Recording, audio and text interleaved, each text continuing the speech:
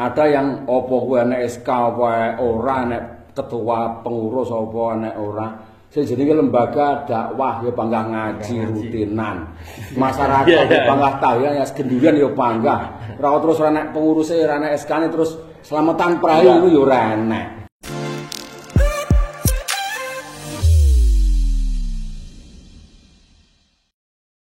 Assalamualaikum warahmatullahi wabarakatuh. Waalaikumsalam warahmatullahi wabarakatuh.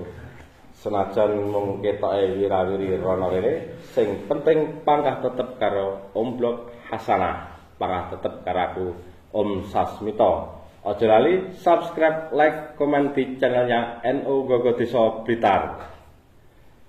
Dan tema hari ini kita akan membahas tentang ada apa dengan NU Kabupaten Blitar. Dan kita kedatangan tamu, beliau termasuk aktivis warga NU yang sangat cinta terhadap NU khususnya di Kabupaten Blitar. Beliau Pak Yai Ismail. Assalamualaikum. Kali beliau Pak Dar. Waalaikumsalam. Assalamualaikum. Kali Pak Mariono. Assalamualaikum. Pak Jai. Nggih. Niki saat ini kita membahas tentang ada apa sebenarnya NU di Kabupaten Blitar ini, yang mungkin banyak kesak-kesek dari bahasanya orang Jawa itu, kesak-kesek, kasak-kusuk atau apa itu, kok ada sesuatu dalam tanda kutip, ada apa dengan NU Blitar yang terjadi di belakang itu, positif atau negatif? Monggo jenengan sebagai warga NU yang sangat aktif di organisasi NU. Iya, sebenarnya secara sosial NU Blitar ini adem ayem aja. Sakit tawaduke warga NU di Kabupaten Blitar. Dalam pandangan umum yang muncul ya tentram, tenang, tentrem, ayem. Tapi dalam hatinya tuh tondo pitakon, banyak pertanyaan-pertanyaan. Mengapa? Utamanya tentang kepengurusan NU di akhir-akhir ini. Ini kalau menanggapi dari keluh kesah warga kita, utamanya yang di ranting-ranting, itu ketika ada upacara yang namanya pelantikan, ini podo kaget loh. Silante kok sing dulu tak pilih kae lah. Niki ngoten niku masalahnya Pak. Ngapunten, itu berarti termasuk apa ya? Terkait dengan apa, dengan tanda kutip konvercap itu ada permasalahan saat pemilihan konvercap itu. Ya, kalau pelaksanaan atau proses konvercap tahun 2023 itu enggak ada masalah.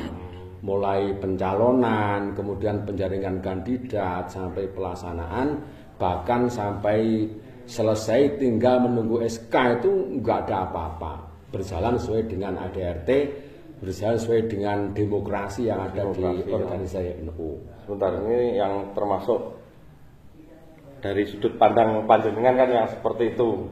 Yeah. Mungkin dari Pak Kaji Sinten Bang? Kaji Dardiri. Ya, Niku tanggapan jenengan pripun tentang niki? Tentang konvercap ini. secara normatif mulai waktu itu juga tepat, tidak lewat. Yang kedua, secara konstitusi, secara aturan, ADART dan peraturan organisasi itu juga sudah berjalan dengan normal, baik, bahkan orang datang berduyun-duyun dengan gembira, antusias, karena satu hal beliau bertemu dengan kawan-kawan lama, lain hal bisa saling musafahah, saling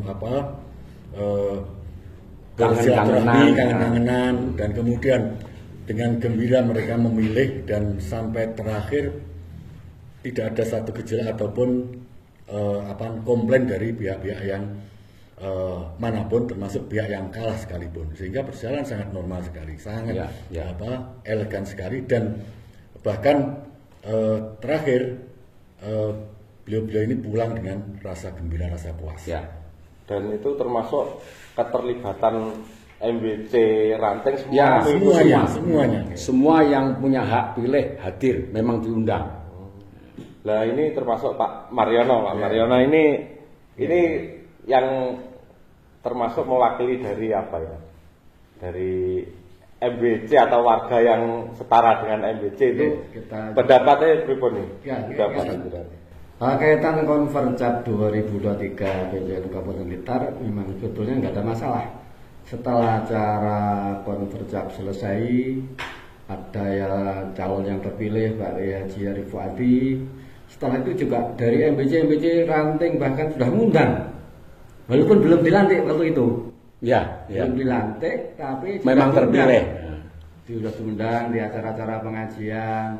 Dan ini sudah terpilih tapi belum di SK gitu. Belum di SK. Jadi kita ngundang ya apa ini bahasanya adalah ketua PJNO terpilih. Nah, gitu. Sudah jalan normal sebetulnya, Kak. Dan sudah diundang di MBC, di Ranting itu sudah semua yang tahunya itu sudah fix. Ya. Di lembaga formal pun juga gitu. Di NU itu kan juga namanya LP Ma'arif.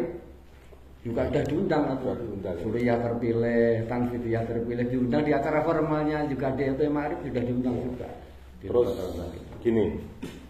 Ini kan dari wacana yang panjenengan. Ini sekarang ini Pak Jai ini yang saya sukai.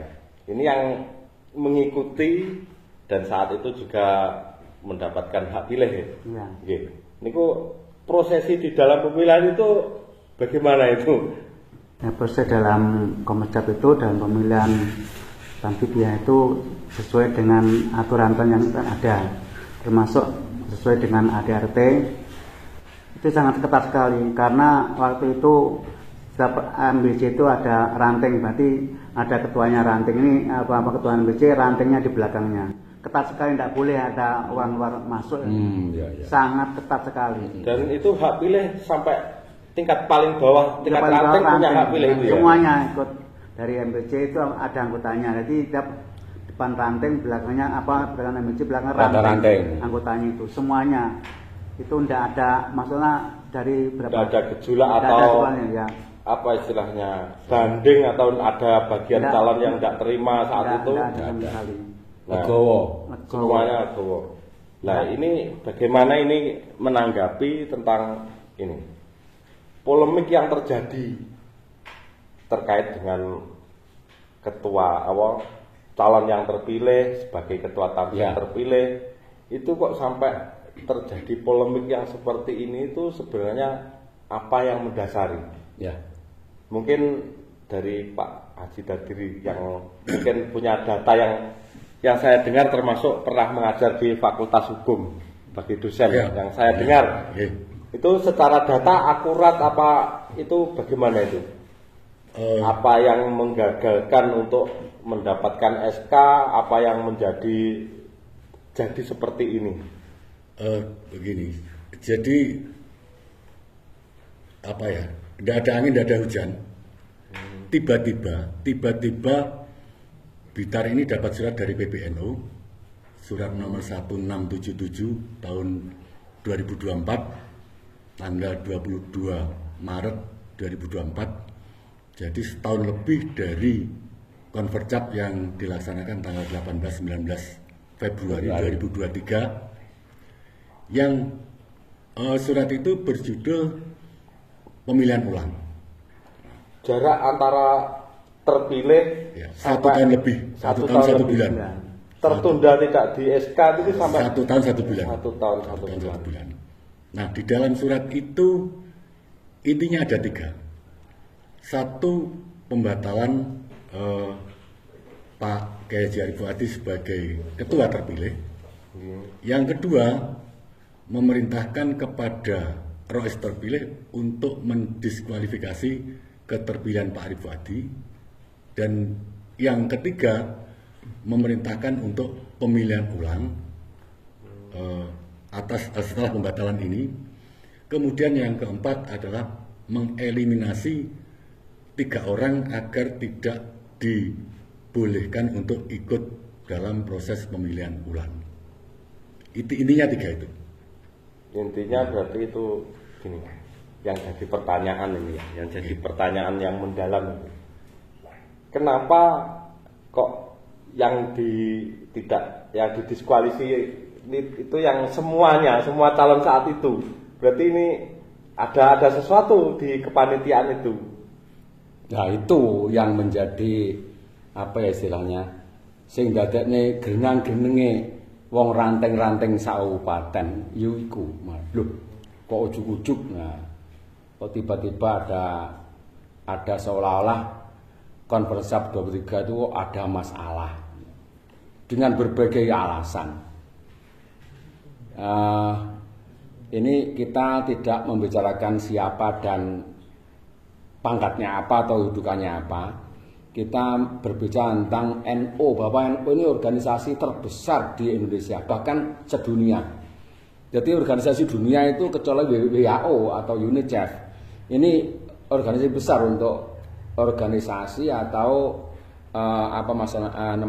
organisasi keagamaan. Apalagi NU itu kan judulnya Nahdlatul Ulama, gumregae para alim, para ulama. Nah, terus ketika proses Konvercap 2023 yang semulus itu, yang seindah itu, kok terus tahu-tahu nggak ada angin, nggak ada petir, terus digagalkan, terus ada pemilihan ulang. Itu pun pemilihan ulangnya juga kalau saya mengatakan secara pribadi orang pilihan itu. Pilihan itu kan ada 2 atau 3 atau lebih. Nah, satu bukan pilihan. Ini sebelum kita masuk ke pemilihan ulang, dampak dari tidak di SK-nya beliau yang calon terpilih, yang selama senggang setahun, itu apa pengaruh terhadap lembaga-lembaga yang ada di dalam NU itu? Misalnya lembaga Lasisnu, lembaga di Ma'arif itu semua saya rasa mungkin ada vakum. Ya ada. Karena ya, tidak dilantik seperti itu kan. Ya gini kan Pak Sasultan ya. Kaitan dengan belum dilantiknya pengurus terpilih di Kompercap 2023 itu akhirnya kan menjadi vakum di tubuh NU, terutama di pengurus kantor aja ya. Selama 1 tahun lebih ini kantor kayak tidak bertuan. Geraha. Ya, Geraha itu tidak bertuan karena memang mau nempati yang terpilih belum ter-SK. Kan juga nggak enak. Belum ada serah terima dari pengurus lama dan pengurus baru, sehingga dalam 10 atau 1 tahun itu kayak vakum. Di Geraha yang besar itu dibangun dengan jariah seorang Anggeliah Blitar yang sangat loman itu ternyata tidak terpakai waktu itu, sehingga hanya beberapa lembaga yang aktif, terutama kami yang ada di LP Ma'arif itu yang kerjanya itu yang ngantor hanya LP Ma'arif, karena LP Ma'arif bangun juga kantor sendiri di sebelah barat itu, sehingga yang lain-lain kayak vakum.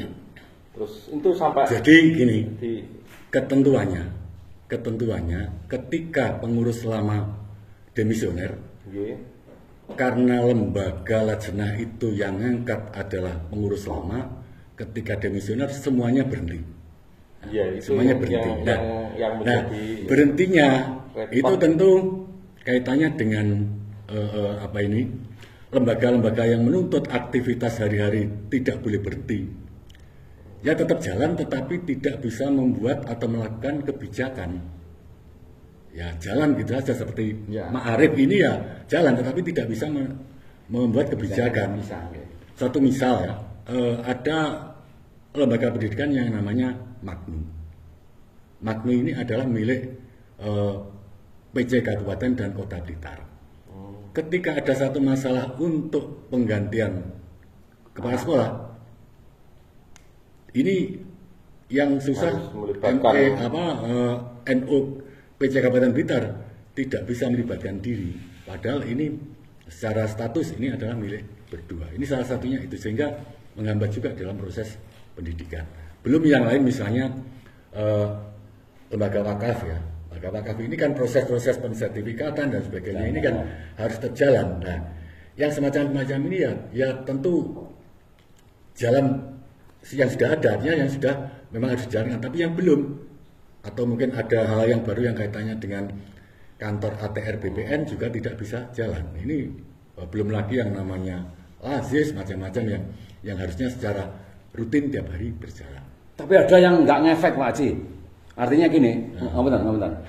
Ada yang opo kuwi enek SK apa ora, enek ketua pengurus apa enek ora. Sing jenenge lembaga dakwah ya bangga ngaji rutinan.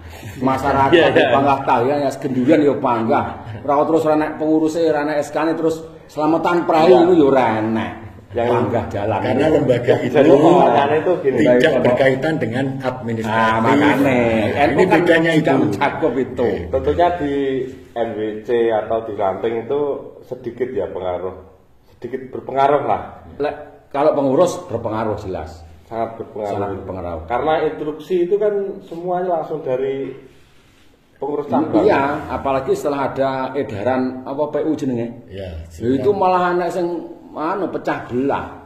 Ada yang pro PU, ada yang anti PU, sehingga sampai satru barang. Ini sujune wong iki apik-apik. Kusnudon. Ini termasuk Pak Jai gitu. Itu yang melihat, yang mengikuti saat proses pemilihan berjalan dengan baik dan ada itu ada kata terbesit kekecewaan yang dialami. Sangat kecewa sekali. Waktu itu kan ada PU itu ya, itu MBC dikumpulkan di rumah Rois sana. Disuruh milih dua alternatif, ikut PU atau tidak, menolak PU atau ikut PU. Termasuk yang dua MBC itu menolak Sojan dan Belingi.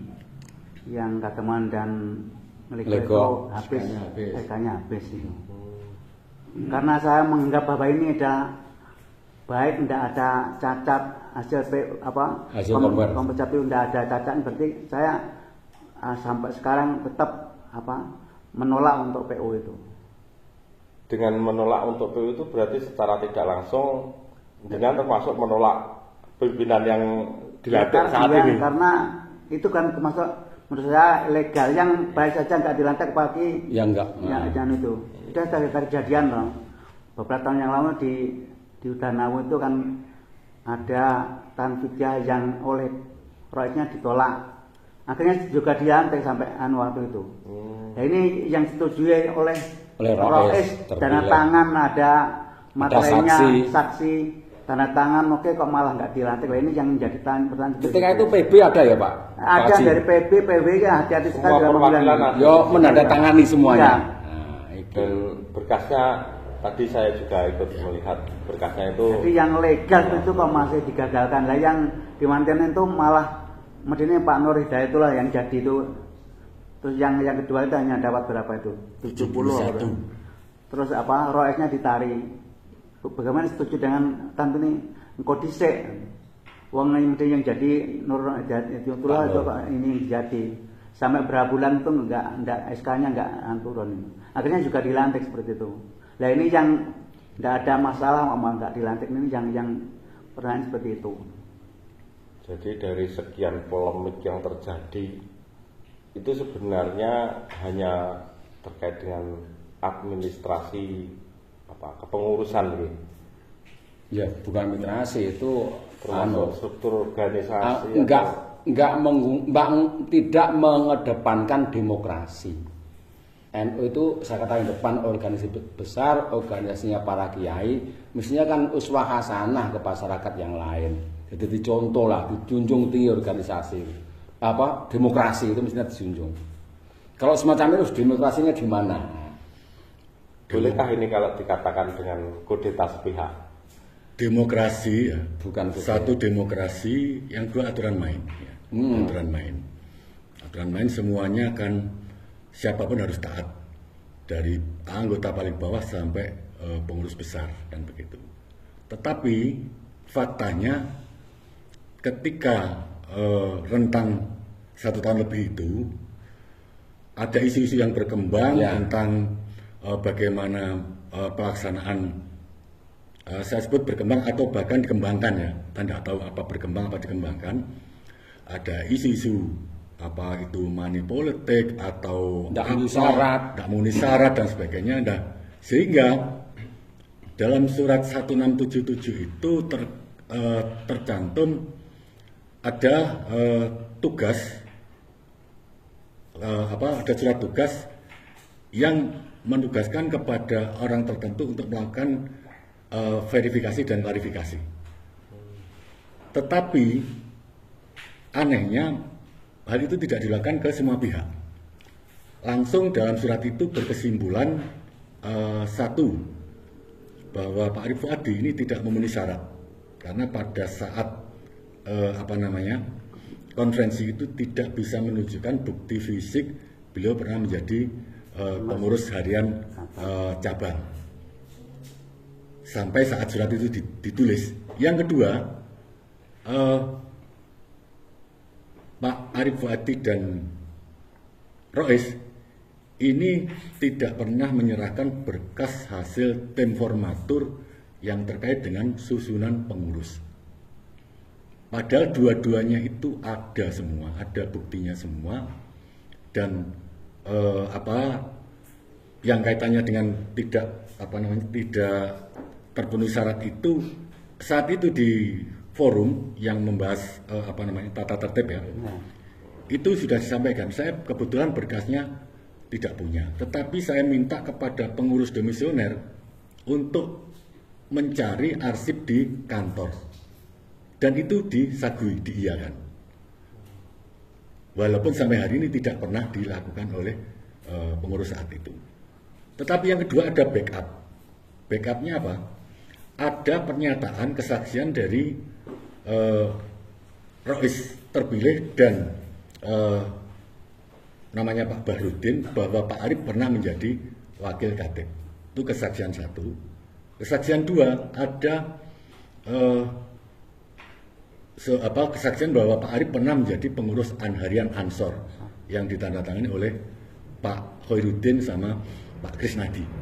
Nah, secara standar hukum itu sudah memadai untuk pengganti fisik yang tidak ada. Walaupun sebenarnya mencarikan fisik itu juga bagian dari tugas pengurus lama yang saat di floor itu disampaikan. Ya. Tapi kemudian dua hal itu yang menjadi alasan untuk membatalkan. Apakah surat-surat seperti itu sangat penting ketika mencalonkan, termasuk syarat utama untuk menjadi calon? Iya, jadi di dalam tata tertib itu ada. Hanya kan begini, tentu semuanya ini berkait dengan bukti, berkaitan dengan saksi. Artinya secara hukum, ketika surat utama ini belum ditemukan, kan bisa namanya pengganti ya, bukti pengganti. Itu secara normal, secara hukum standar itu sudah cukup.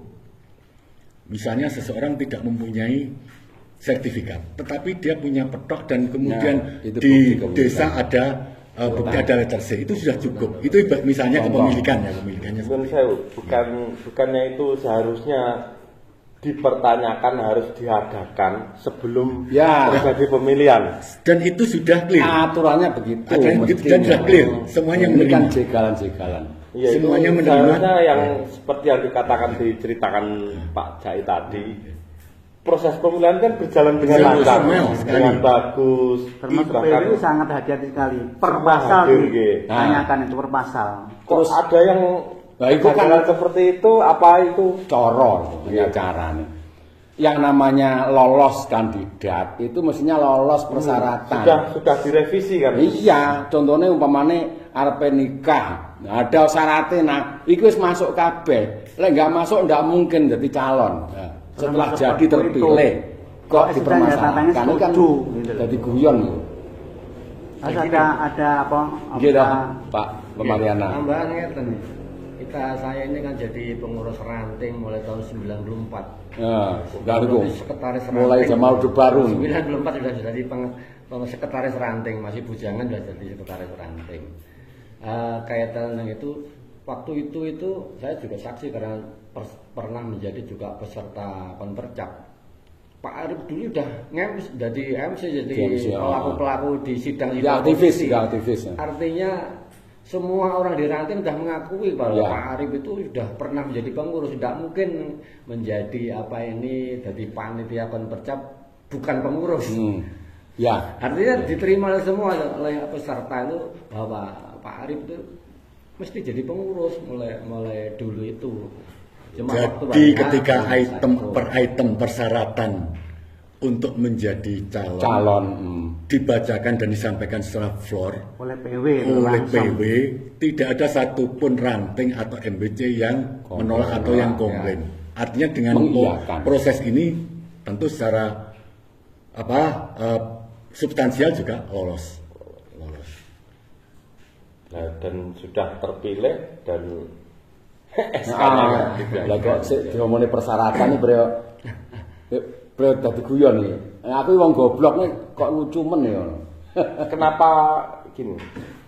Seharusnya jarak antara pemilihan dengan SK itu standarnya berapa bulan? 2 sampai 3 bulan paling lama. Seharusnya kan ada kecurigaan kenapa kok sampai 1 tahun terbengkalai tidak diberi SK itu.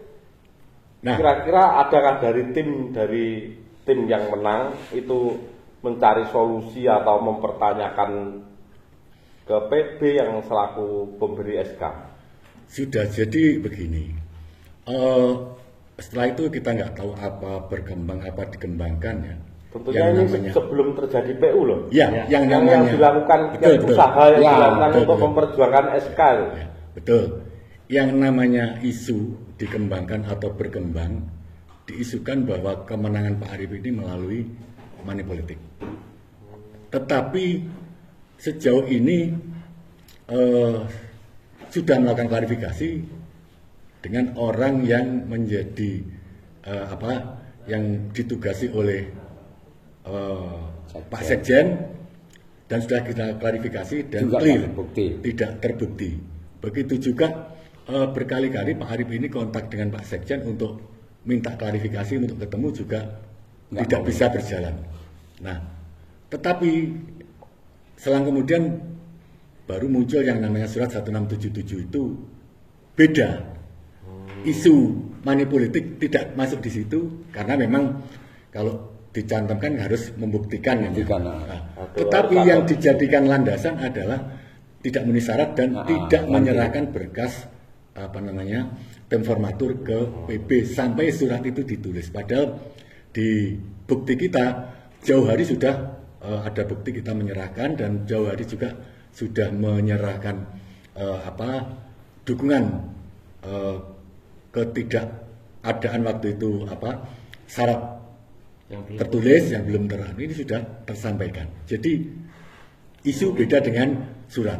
Nah, Dan ini Pak Arief ini termasuk menang mutlak ya. Iya. Berapa? 150 berarti. Ya, 150 sekian ya. Kan itu yang paling sedikit kan 80 dalam tatip. Dari berapa calon? 3. 4 calon. 5 malah. Pak Agus mungkin termasuk juga. 5 Habib nih. Berarti 5 calon Iya. yang seharusnya Ya, yang yang maju menang hanya pilih satu itu. 6 calon, Pak. 6 calon. 6 calon. calon 150 terus yang nomor 2 50 bener. 59, 59. yang ketiga 48, yang keempat 18. Dalam tatip yang jadi pengurus harus 80, ada 80.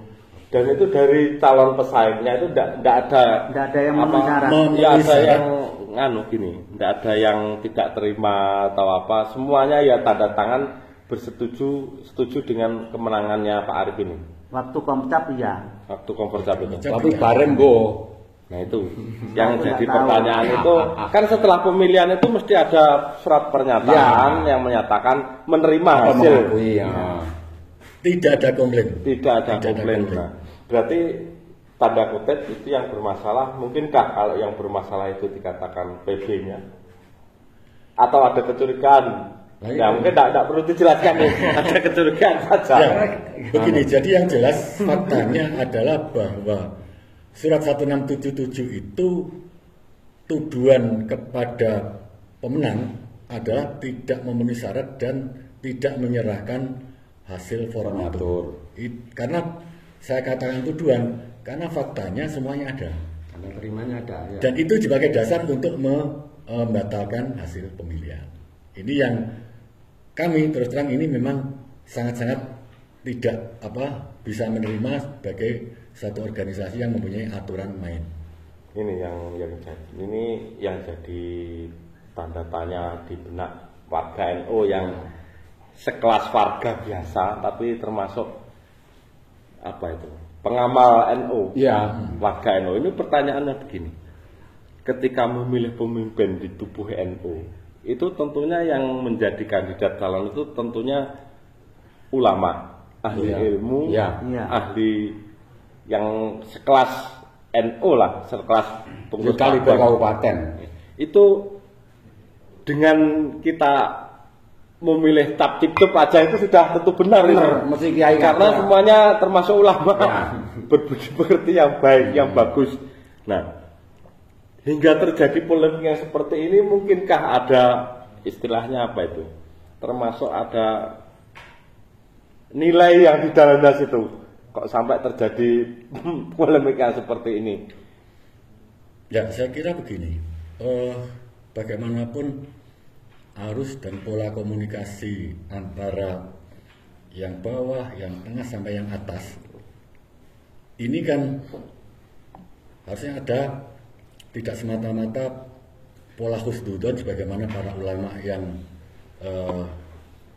selama ini menjadi panutan kita ya. Tetapi menurut saya kan harusnya dalam tanda petik husnudon, tetapi tanpa meninggalkan cek and recheck ya, tanpa meninggalkan verifikasi. Nah, ini yang saya kira kemungkinan informasi yang masuk ke PB dengan kondisi lapangan ini tanpa cross check, tanpa cek and recheck, sehingga terjadi kesenjangan informasi yang menyebabkan informasi tidak balance, tidak sebenarnya, tidak sesuai dengan keadaan. Ini yang nampak saat ini seperti itu. Nah, ini yang ditakutkan itu gini. Kita kan mengambilnya kan bukan dari sisi keulamaan. Yang diambil kan sisi administrasi. Organisasi. Memang administrasi harus bagus. Ya. Karena yang menentukan besar tidaknya jalan apa tidaknya itu ya atau itu sehat dan tidak sehatnya organisasi kan tergantung kepada pelaku-pelaku organisasi. Bahkan saya pernah mendengar itu fatwanya dari beliau, ketua pengurus wilayah yang tanda kutip pernah diberhentikan dari tugasnya. Lah adewe nggone ketua, bar dadi ketua wis ora adewe iki wis ora kaitan. Ning lek karo kiyaine awake dhewe sing sanate jelas, iku adewe kudu tetep walaupun berbenturan dengan ketua NU, ketua Tanfid yang dilantik yang terjadi, itu kita harus tetap taat kepada kiyaine dhewe untuk menjaga kenetralan. Mungkin pendapatnya juga berbeda seperti itu. Betul, jadi secara kultural NU itu tidak ada masalah dengan siapapun, termasuk utamanya kiai-kiai yang langsung kita punya sanad. Yang jadi masalah kan secara struktural. Kalau struktural tidak ada masalah, semuanya kita hormat para masyayikh, para ulama, para kiai, terutama yang sehari-hari kita jadikan panutan. Nah, ini tidak ada masalah sama.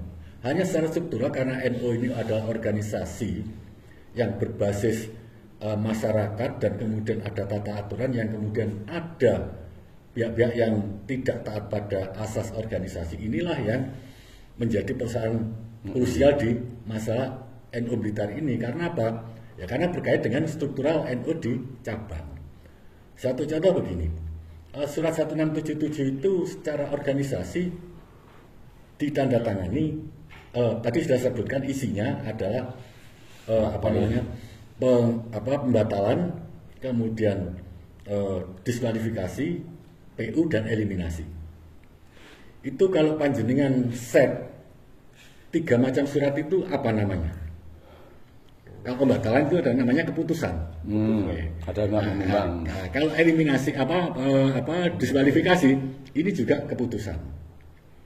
Kemudian pemilihan ulang ini adalah perintah, instruksi. Nah, kemudian eliminasi ini apa? Tidak ada rumusnya, karena eliminasi ini adalah meniadakan hak-hak orang sebagai anggota untuk tidak bisa menggunakan haknya. Kalau kita tarik panjang, itu adalah melanggar hak asasi seorang sebagai anggota organisasi itu. Karena tanpa ada kesalahan yang bisa dibuktikan. Kalau misalnya si A, kamu tidak boleh ikut pemilihan ini karena kamu cacat hukum, cacat moral dan sebagainya. Bolehlah, itu memang ada ketentuannya. Tetapi tidak ada apa-apa tiba-tiba dianggap tidak memenuhi syarat. Ini kan dolim kalau bahasa kiainya. Secara organisasi dolim. Nah, belum lagi begini. Di Perkum 15 tahun 2022, PBNU sudah mengatur yang namanya jenis surat. Jenis surat ada 12 jenis surat. Surat itu ada yang harus ditandatangani oleh 4 orang utama, RSAM, KPAM, Ketua Umum dan Sekjen. Ada surat yang cukup ditandatangani oleh Ketua Umum, ada surat yang cukup ditandatangani oleh Ketua Umum dan Sekjen. Ada surat yang boleh ditandatangani oleh Wakil Ketua Umum dan Wakil Sekjen. Nah, dalam surat 1677 itu kalau konteks isinya menyangkut keputusan, itu harusnya ditandatangani lengkap. Tetapi ini hanya ditandatangani oleh seorang Wakil Ketua nomor 8 dan 19. Wakil Sekjen nomor 19. Nah, ini secara formal surat ini adalah sebenarnya tidak sah. Nah, akan tetapi faktanya tetap dijalankan. Nah, ini kan ada ketidak normalan di dalam organisasi. Ya, kurang sehat. Tidak sehat. Ini memang yang diperjuangkan itu memang hak demokratisnya, kebenaran. Ya, yang orang-orang kecil perjuangan itu adalah kebenaran dalam apalagi NU. Sebenarnya setiap warga NU, baik itu pengurus struktural maupun yang kultural, itu jane ngerti sing bener sing ndi, salah sing endi kabeh ngerti jane. Ning arang-arang sing wani menyuarakan kebenaran itu lho. Biro rawan sing penting golek aman. Tuh. Jadi gini, NU itu dari dulu dibangun secara kultural demokrasi dari bawah. Dari bawah ya. Mulai dari personal anggota memilih ranting, ranting memilih MBC. MBC dan ranting memilih cabang, cabang memilih PW dan PB, seterusnya ke atas. Jadi dibangun demokrasi sudah mengakar dari bawah ke atas. Nah, struktur ini kan bisa kita buktikan pada saat almarhum Mbah Hasim, Rais Akbar kita. Beliau sangat kompeten ketika akan menentukan jihad fisabilillah dalam perang 10 November. Ya, resolusi. Tetapi bahasa lokalnya ewo segitu, ewo semono. Mbah Hasim masih mengundang kiai-kiai se-Jawa dan Madura untuk diajak musyawarah. Ya. Nah, andai kan hanya mau doktrin saya sebagai Rais Akbar, saya wajibkan yang radius sekian dari Surabaya wajib ain untuk ikut perang di Surabaya, selesai. Tetapi beliau tidak mau menggunakan semacam itu. Tetap ngajak kiai-kiai yang se-Jawa dan Madura terutama waktu itu diundang untuk diajak musyawarah. Nah, NU kulturnya seperti itu. Nah, kalau kemudian hasil dari konverjap yang sudah sedemikian akseptabilitasnya ada 280 sekian suara, kemudian 150 memilih seseorang, ini akseptabilitasnya luar biasa. Nah, kalau ini kemudian tanpa sebab yang sah kemudian ini dibatalkan begitu saja, maka ini tidak memakai kultur dan struktur NU sekaligus. Ini untuk session ini kita closing dengan karena waktu. Ini kita closing dengan statementnya yang kita perjuangkan adalah demokrasi NU agar semua berjalan dengan semestinya dari bawah ke atas, tidak tercoreng dengan demokrasi itu kan yang aneh dari bawah. Mungkin kata-kata saking panjenengan napa nih yang diharapkan kepada yang di atas-atas. Yang diharapkan kalau saya ya harus yang hasil komcap itu kita harus di HK karena Yang PU itu kan termasuk nggak sesuai dengan ADART kan. Yang Konvercap dulu termasuk aspirasi dari bawah, Dari keseluruhan bawah semuanya. semua. Dan berjalan proses dengan baik. Nanti sesuai dengan gini, aturan. untuk session selanjutnya kita akan membahas tentang PU. Lah, mungkin bisa dipersiapkan apa itu, nanti kita bisa mengambil mungkin yang pelaku sejarahnya, yang tahu betul dengan itu, kita panggil untuk kita ajak Jagongan. jagong, kita ajak ngobrol seperti ini. Mungkin itu saja yang bisa kita bahas untuk saat ini. Sekian, wassalamualaikum warahmatullahi wabarakatuh. Waalaikumsalam warahmatullahi wabarakatuh.